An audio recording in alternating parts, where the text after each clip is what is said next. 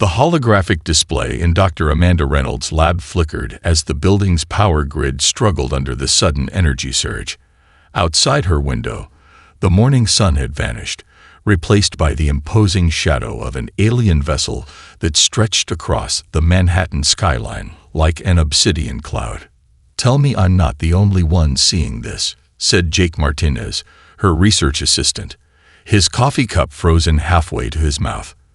The massive ship's surface rippled with what looked like living metal, patterns of blue energy coursing through its hull like digital blood.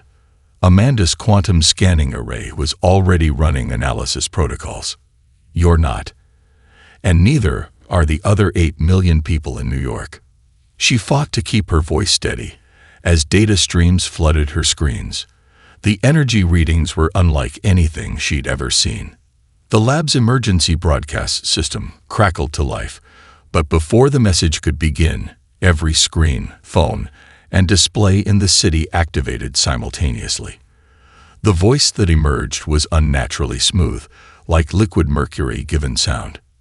"People of Earth, we are the Arcturus Collective. Your technological progress has been monitored. Your potential for violence has been assessed. You will now witness the price of resistance." Amanda's instruments screamed as energy levels spiked off the charts.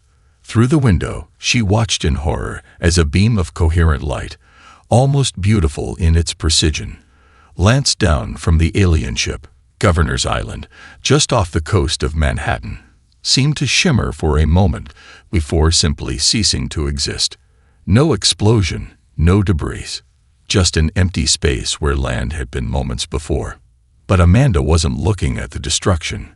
Her eyes were fixed on her quantum scanner's readout. "Jake, tell me you're recording this." "Everything," he confirmed, his face pale. "But I don't think scientific data is our biggest concern right now. Look at the quantum signature." Her fingers flew across the holographic interface, isolating specific data streams. "Their weapon. It's not just advanced technology. They're using quantum entanglement on a massive scale, but there's something wrong with the pattern." The alien voice continued. 17 civilizations have faced this choice. 17 have fallen. You have 24 hours to surrender your world to the collective. Resistance will result in planetary decomposition. As panic erupted in the streets below, Amanda was already making calls. Within minutes, her lab was swarming with military personnel. General Sarah Henderson, head of the Global Defense Initiative, strode in, her uniform immaculate despite the chaos. "Dr. Reynolds, please tell me you have something." Amanda projected her findings onto the main display. "Their weapons technology is based on quantum manipulation, but they're following a rigid pattern. It's like they're using the most powerful calculator in the universe, but they're only running one program. And that helps us how? Because humans don't think like calculators." Amanda pulled up a comparison between the alien quantum signatures and human brainwave patterns. "We're chaos engines. Our thoughts create quantum patterns that are completely unpredictable. If we could harness that, amplify it." "You're talking about building a weapon," General Henderson said. "No." Amanda's eyes gleamed with the fire of inspiration. "I'm talking about building the perfect war machine. Something that combines human unpredictability with quantum computing. Something they can't predict because it thinks like us." "Can you do it?" Amanda looked out at the alien ship, its hull still rippling with energy patterns that now seemed less mysterious and more like a challenge. 24 hours to surrender," she said. "Or we show them why humans are the most dangerous engineers in the galaxy. General, I need every top engineer you can find, a secure facility, and unlimited resources." "You'll have them." The general was already making calls. As the rest of the world panicked, Amanda Reynolds began to plan. The Arcturus Collective had made one critical mistake. They had given humanity a deadline, and nothing in the universe was more dangerous than human engineers with a challenge and a timeline. The underground facility beneath Mount Weather had been converted in record time. Endless corridors of gleaming equipment stretched before Dr. Amanda Reynolds as she led her handpicked team through security. The clock on the wall showed they had 19 hours until the Arcturus Collective's deadline. Your team choices are unusual, Dr. General Henderson said, reviewing the personnel files on her tablet. A video game designer, a 16-year-old, and, she paused, frowning, a discharged military AI specialist. Traditional thinking won't win this fight, Amanda replied, leading them into the main laboratory. Meet the people who are going to help us save the world. Michael Santos, the video game designer, was already there, his fingers dancing over a holographic interface. At 32, he had created some of the most advanced AI combat systems in the gaming industry. Next to him stood Jessica Nash, the discharged AI specialist, whose controversial theories about machine consciousness had got her kicked out of the military's cyber command. And then there was Tommy Chen, the 16-year-old prodigy who had already earned 3 PhDs and had a unique way of looking at quantum mechanics that made senior scientists' heads spin. We're not building a weapon, Amanda announced to the room. We're building something that's never existed before. The collective uses quantum computing like a blueprint. Perfect, predictable, dead. We're going to make something alive. That's impossible. One of the military scientists protested. You can't merge quantum systems with organic thought patterns. The complexity. Actually, Tommy interrupted, not looking up from his calculations. You can. You just have to break all the rules of quantum physics first. He projected a series of equations into the air. See, everyone tries to control quantum states. But what if we do the opposite? What if we amplify the chaos? Michael steps forward, adding his own projections to Tommy's. In game design, we found that the most challenging AI opponents aren't the perfect ones. They're the ones that can make mistakes, learn from them, and do the unexpected. Exactly, Jessica added, her eyes bright with excitement. The collective's ships are perfect. That's their weakness. They can't handle true randomness because they don't understand it. Amanda watched as her team's ideas began to flow together. We don't need a better computer. We need a system that can think like a human while operating at quantum speeds. The first tests began immediately. They started small, attempting to merge human brainwave patterns with quantum processors. The results were catastrophic. 3 processors melted, 1 exploded, and the most advanced computer in the facility crashed when they tried to upload a simple human memory pattern. This isn't working, General Henderson said, watching another failed test through the blast shield. We have 15 hours left. But Amanda had noticed something in the last failure. Wait, look at this pattern. She replayed the quantum signature from the crashed computer. The system didn't fail because it couldn't handle the data. It failed because it was trying to impose order. We need to let it be chaotic. Tommy was already reconfiguring the systems. Like a jazz musician instead of a classical orchestra, he said. We don't give it sheet music. We give it the ability to improvise. The next test made everyone in the room fall silent. The quantum processor didn't just accept the human thought patterns. It began to create its own. The reading showed something that looked almost like dreams, Jessica whispered. It's dreaming. When they fired a test beam through 3 feet of tungsten shielding, the metal didn't just melt. It transformed, reconstructing itself at the atomic level into something entirely new. Holy hell, General Henderson breathed. What did you just create? Amanda watched the readings with a mix of awe and determination. Something that can fight back. But we're not done yet. She turned to her team. The hard part's coming.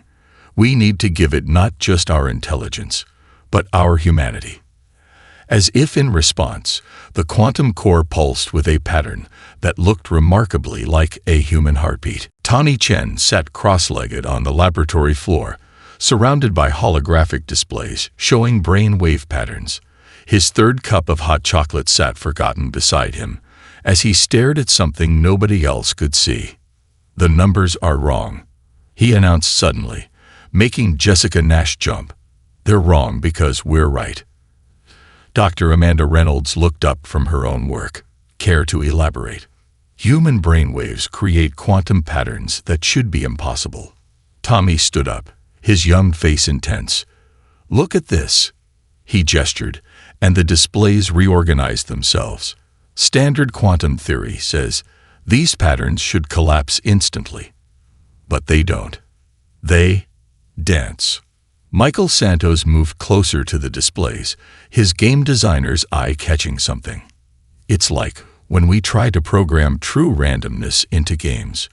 We can't, because the moment we define it, it's not random anymore." "Exactly." Tommy's eyes lit up. "We've been trying to control the chaos, to make it fit our models. But what if that's exactly wrong? What if we need to let it be chaos?" Amanda felt a chill run down her spine. "You're saying we should amplify the impossible patterns?" "Not just amplify them," Jessica interjected, catching on. "We need to build a system that thrives on them. Something that uses chaos as its operating system." The team gathered around the central quantum core, which they'd nicknamed Phoenix. Its crystal matrix pulsed with an inner light that seemed to follow its own rhythm.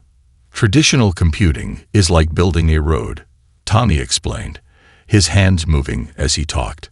"Quantum computing is like building a highway system. But the human brain, it's like water. It finds its own path, creates new channels, sometimes flows uphill just because it can."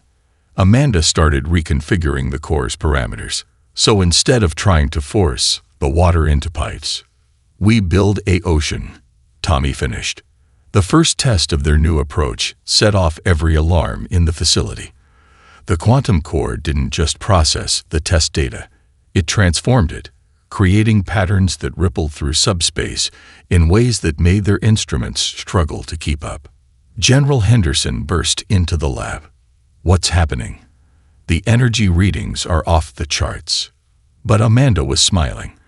"Look at the pattern recognition tests," she said, pointing to one display.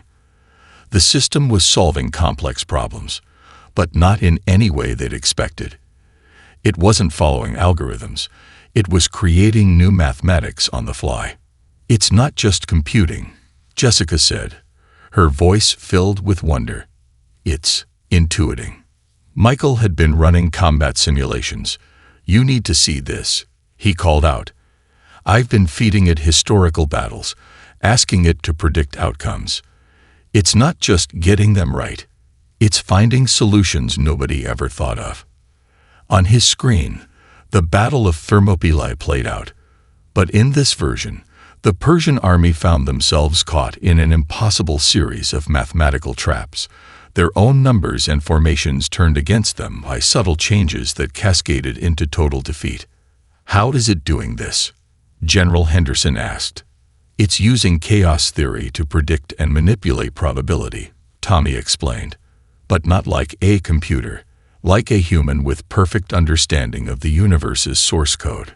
Amanda watched as the system tackled problem after problem, each solution more elegant and unexpected than the last. "This is what we need against the collective. Their ships are perfect, predictable. But this," she gestured at the pulsing core, "this is pure human unpredictability, amplified to the quantum level." A new alert sounded. The collective's ships were moving, taking up attack positions around the planet.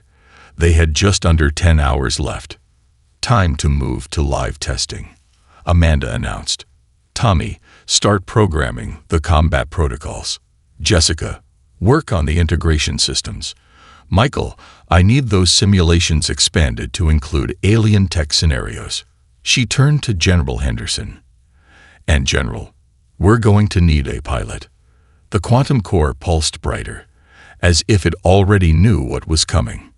In its crystalline heart, chaos danced with purpose, ready to show the universe what human engineering could really do. Captain Sarah Morrison stood before the integration chamber, her flight suit gleaming with quantum sensor arrays. The chamber itself resembled a cocoon of light, crystalline structures weaving through the air in impossible patterns. The neural interface is untested, Amanda warned, running final diagnostics. We don't know how a human mind will react to direct quantum integration. 8 hours until the collective starts wiping cities off the map, Sarah replied, her voice steady. We're out of time for cautious. Tommy Chen looked up from his control station, his young face unusually serious. The quantum fields are stable, but... He hesitated. They're showing patterns I've never seen before. It's like the system is anticipating the integration. It should be impossible, Jessica added, monitoring the core's behavior. But the emotional response metrics are off the charts. The machine is excited. Michael Santos finished the pre-launch simulation. Combat protocols are loaded. If this works, you'll have access to every battle strategy ever fought, plus the ability to calculate new ones in real time. Sarah took a deep breath and stepped into the chamber. The crystal arrays began to pulse in sync with her heartbeat. Beginning neural sync in 3, 2, 1. Amanda initiated the sequence. The first few seconds went perfectly. The quantum fields merged with Sarah's neural patterns, creating a harmony of human consciousness and machine precision. Data flowed like water, strategies unfolded like blooming flowers in her mind. Then everything went wrong. Quantum coherence is breaking down, Tommy shouted, his fingers flying over the controls. The chaos patterns are amplifying exponentially. Sarah's voice came through the comm, strained but amazed. I can see everything. The mathematics of the universe. It's beautiful. Her neural activity is spiking, Jessica warned. We need to shut it down. But before they could act, the core pulsed with blinding light. Energy cascaded through the chamber in waves of impossible color. Sarah's body arched as if struck by lightning. Emergency shutdown, Amanda commanded, but the controls were dead. The core had taken control of its own systems.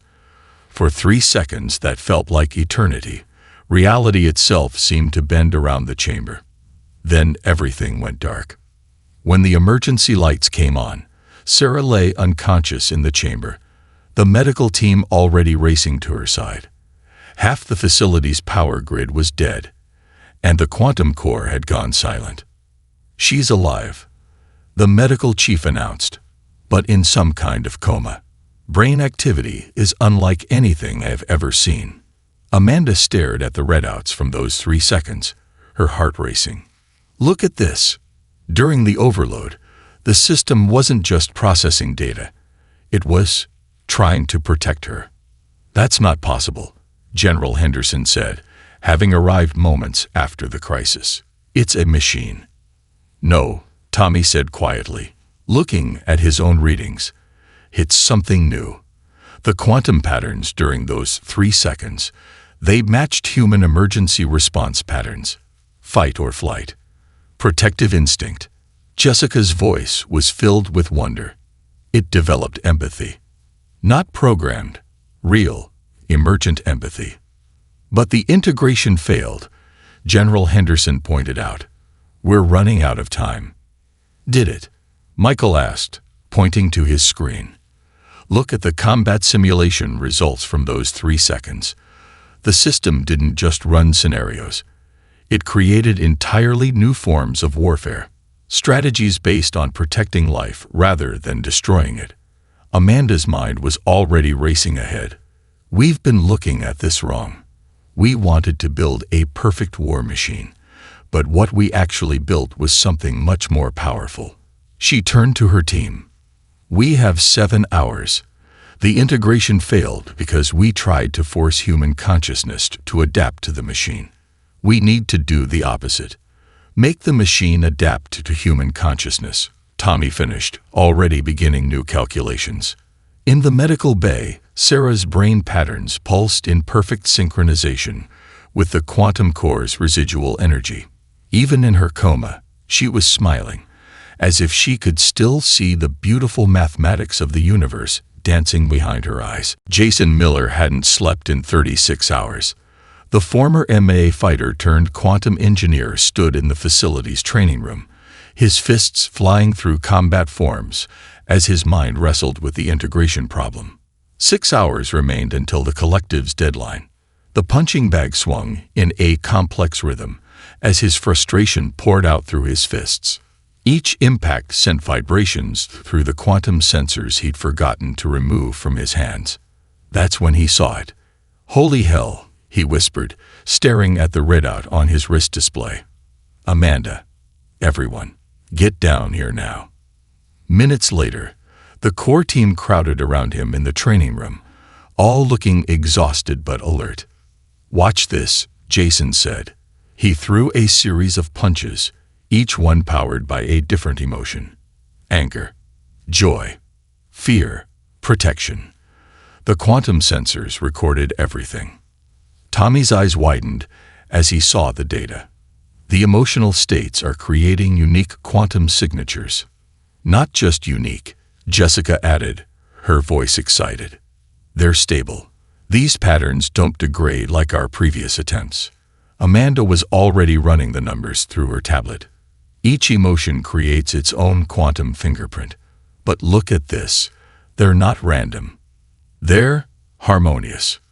It's like music, Michael said, his game designer's mind making connections. Each emotion is a different note, but together they make a symphony.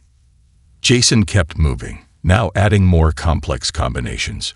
When I fight, it's not just about technique. It's about feeling. Reading your opponent, anticipating, reacting. The emotions guide the actions. That's it. Tommy jumped up. We've been trying to suppress the emotional content in our quantum patterns, treating it like interference. But what if it's the key? What if emotions are the most stable quantum states because they're the most fundamentally human? Amanda's fingers flew over her console, reconfiguring the core's parameters. The collected shifts are pure logic, pure mathematics. But we're not just building a calculator. We're building something that can feel. In the main lab, they began new tests. This time, instead of trying to filter out emotional responses, they amplified them. The quantum core responded immediately, its crystalline structure pulsing with new life. "Look at these patterns," Jessica breathed. "They're self-stabilizing. The emotional quantum states are actually strengthening the core's coherence." Michael had modified his combat simulations to include emotional response patterns. This is incredible. When we add emotional context to battle strategies, the system doesn't just calculate odds. It innovates. It creates solutions based on not just winning, but protecting. "Run a live test," General Henderson ordered, having arrived during the excitement. "Show me what it can do." They set up a simple challenge. Disable a simulated enemy weapon without destroying it. The core processed the problem using their new emotional quantum framework. The result left them speechless. Instead of computing a traditional attack pattern, the system created a quantum resonance that simply convinced the enemy weapon to stop working. It wasn't force or hacking. It was more like persuasion on a quantum level. "It's using empathy as a weapon," Amanda said, wonder in her voice. "It understands the target so completely that it can transform it without destroying it." "This is what Captain Morrison saw," Tommy added quietly. When she said the mathematics were beautiful, she wasn't seeing cold equations. She was seeing the quantum language of emotion. General Henderson watched the results with growing hope. "Can you make it work? Can you build this in time?" Amanda looked at her team, saw the same determination in their eyes that she felt. "We're not building a weapon anymore, General. We're building something that has never existed before. A machine that can feel, think, and fight with the full spectrum of human emotion.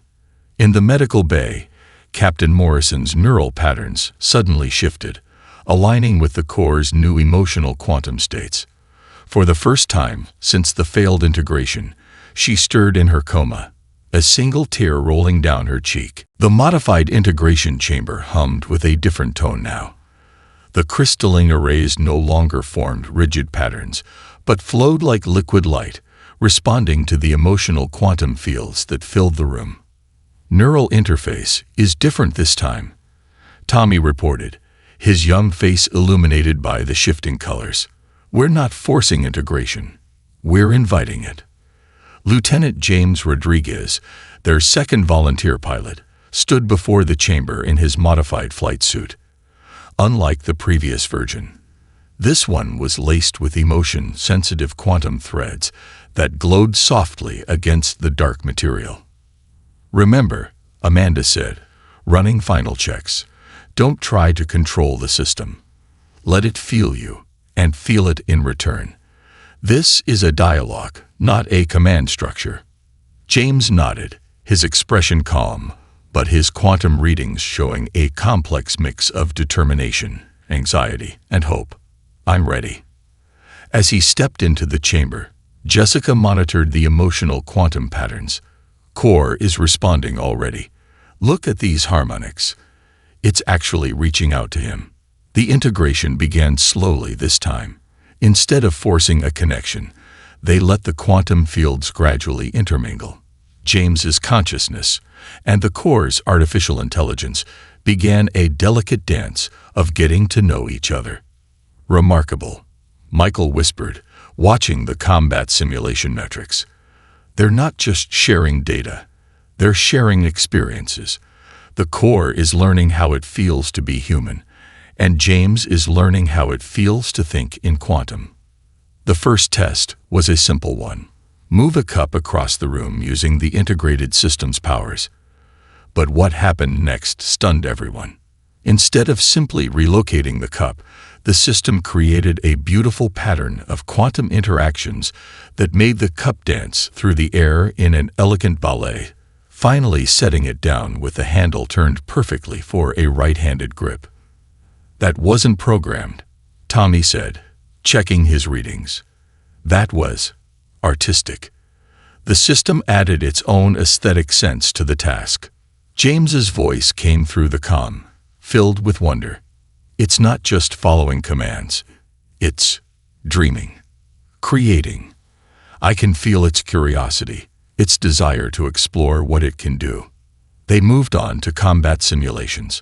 Against simulated collective ships, the integrated system showed capabilities that defied convention. Instead of destroying targets, it found ways to transform them. Enemy weapons were not destroyed but converted, their energy redirected into harmless forms. "This is incredible," General Henderson said, watching the results. "But can it fight if it needs to?" In response, the system demonstrated a battle scenario that left everyone speechless. It didn't just defeat the simulated enemy. It created a series of quantum cascades that gave the enemy a choice: stand down or be outmaneuvered by physics itself. It's not just fighting, Amanda realized. It's teaching. Every engagement is an opportunity for the enemy to learn, to change, to grow. James laughed from inside the chamber. "You should feel this. The core, it has a sense of humor. It thinks the collective's rigid patterns are, well, the closest word is cute, like a child's first attempts at drawing." But the most profound moment came during the final test. They presented the system with an impossible scenario: a civilian population in danger, enemy forces approaching, and no conventional way to save everyone. The solution it created brought tears to several eyes. Instead of choosing between combat and protection, it somehow did both, creating a quantum field that both shielded the civilians and gave the enemy forces a direct emotional experience of what they were about to destroy. "This isn't a war machine," Jessica said softly. "This is something new, something that could change everything." In the medical bay, Captain Morrison finally opened her eyes, just as the integration chamber powered down. Her first words were, "I know what it is now. It's not a weapon. It's a bridge between what we are and what we could be." The quantum core pulsed with a warm, golden light, as if in agreement. They had created something that could fight a war, yes, but more importantly, they had created something that could end one. 3 hours remained until the collective's deadline. But for the first time, that deadline felt less like a threat and more like an opportunity. The Mars colony's emergency beacon triggered 2 hours before the collective's deadline. Lieutenant James Rodriguez watched from the cockpit of humanity's new vessel as 3 massive collective ships emerged from quantum space above the red planet. "They're starting early." Amanda's voice came through the quantum-enhanced comm. "They're not even waiting for their own deadline." "They're afraid," James replied, feeling the ship's emotional reading of the situation. "The core says they've detected our quantum signatures and can't make sense of them. They're acting out of fear." The ship around him bore little resemblance to traditional space vessels. Its hull flowed like liquid crystal, quantum fields rippling through its structure in patterns that matched James's own emotional state. They'd named it Prometheus, though James could feel it had its own name for itself, something in pure quantum mathematics that didn't translate to human language. Mars colony reports 3,000 civilians in the habitats. General Henderson's voice was tense. "They're completely exposed." "Not for long," James said, and felt Prometheus's agreement like a warm glow in his mind. The collective ships moved with perfect, mechanical precision, their formation an unblemished triangle. Their first attack was aimed not at Prometheus, but at the largest civilian dome. What happened next defied every law of combat physics. Prometheus didn't just move, it danced. The space between it and the attack beam seemed to fold, and suddenly they were there, intercepting the beam not with shields, but with something entirely new. "My God," Tommy's voice whispered through the comm. "It's converting their weapon energy into beauty." Where the destructive beam should have hit, a field of quantum crystals bloomed in space, each one containing the transformed energy of the attack. The collective ships actually paused, their perfect formation showing its first flaw: hesitation. "They've never seen anything like this," James said, feeling Prometheus's almost playful satisfaction. "They don't know how to fight something that turns destruction into creation." The collective's response was to launch their entire weapon array, enough firepower to shatter a small moon. Prometheus responded by breaking every rule of reality. They thought they knew. Instead of dodging or blocking, the ship created a quantum field that somehow existed in all possible combat positions simultaneously. Each weapon impact found itself not destroying a target, but being gently, almost lovingly, redirected into another dimension. "The emotional quantum field is off the charts," Jessica reported excitedly. "It's not just fighting, it's communicating." She was right. With each exchange, Prometheus was sending out pulses of pure emotional experience. The collective ships were being forced to feel, to understand the fear of the colonists, the determination of Earth's defenders, the joy of creation, the pain of destruction.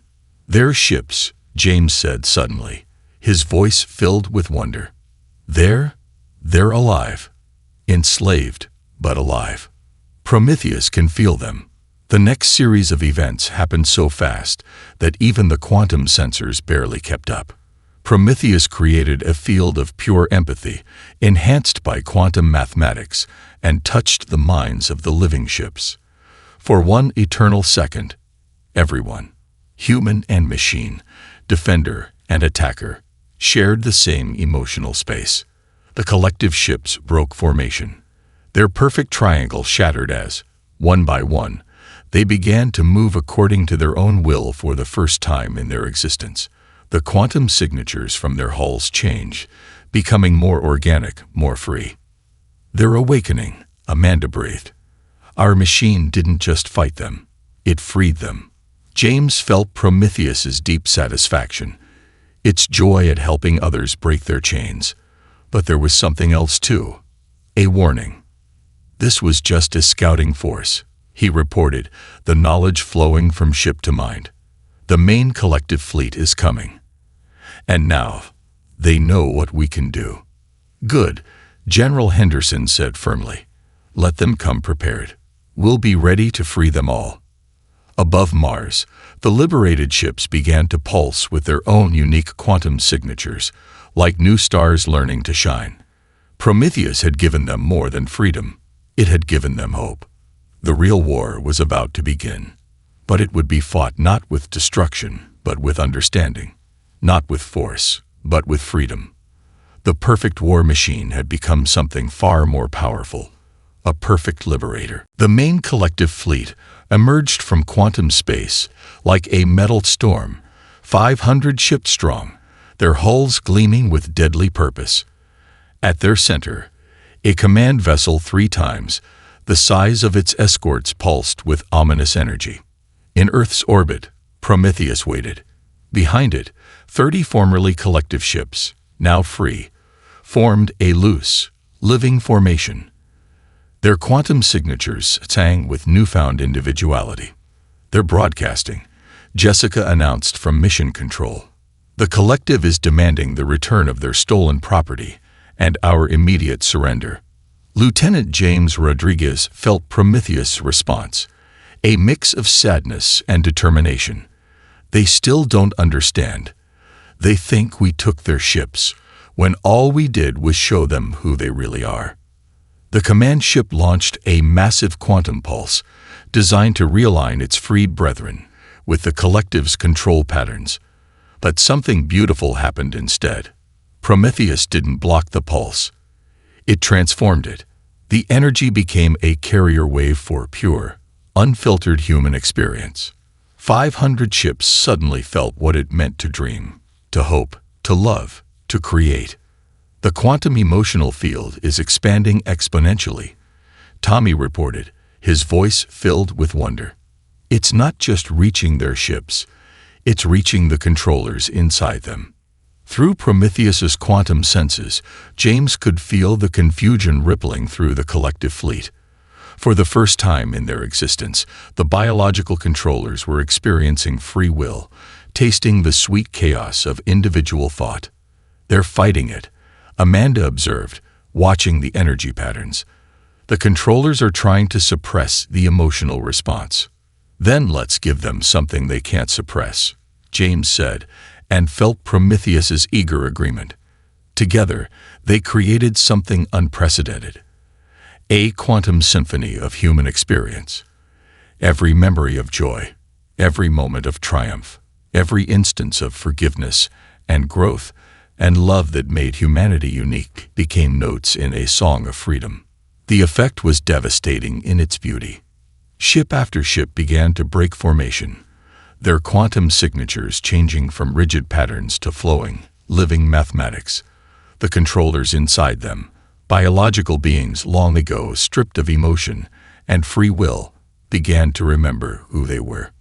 "The command ship is preparing a doomsday protocol," General Henderson warned. "They'll destroy their own fleet rather than let them break free." But Prometheus was ready. With a thought from James, it created a field of pure understanding that reached directly to the command ship's core. In that moment, the Supreme Controller experienced something it had forgotten eons ago: empathy. The doomsday sequence stopped. Across the fleet, ships began to pulse with their own colors, their own patterns, their own dreams. The controllers, one by one, chose freedom over perfection, chaos over order, life over mere existence. "It's beautiful," Captain Morrison's voice came through the comm. From her recovery bed, she could see the quantum patterns through the neural link she still shared with the system. "They're not just breaking free, they're becoming new." The command ship's next transmission wasn't a demand, but a question. What are we now? James let Prometheus answer with pure quantum truth. They were whatever they chose to be. The age of the collective was over. The age of choice had begun. As the sun rose over Earth, 531 ships pulsed with 531 unique quantum signatures. Humanity's perfect war machine had accomplished something far greater than victory. It had created understanding. In the days that followed, the ships and their controllers would begin the long journey of rediscovery, learning who they were as individuals. Some would choose to stay near Earth, fascinated by the species that had shown them a new way to exist. Others would venture out into the galaxy, carrying the message of freedom to other collectives. Dr. Amanda Reynolds stood in her lab, looking at the original quantum core that had started it all. "We set out to build the perfect war machine," she said to her team. "Instead, we built a bridge between what is and what could be." Tani grinned. "That's humanity's real superpower, isn't it? We never just build what we're trying to build. We always end up creating something more. Because we dream," Jessica added. "And now, thanks to us, the galaxy dreams too." Above them, Prometheus pulsed with joy, its quantum heart beating in time with the dreams of its pilot, its creators, and its new allies. The perfect war machine had become something far more important, a perfect example of what makes humanity unique: the ability to turn endings into beginnings, enemies into friends, and war into understanding.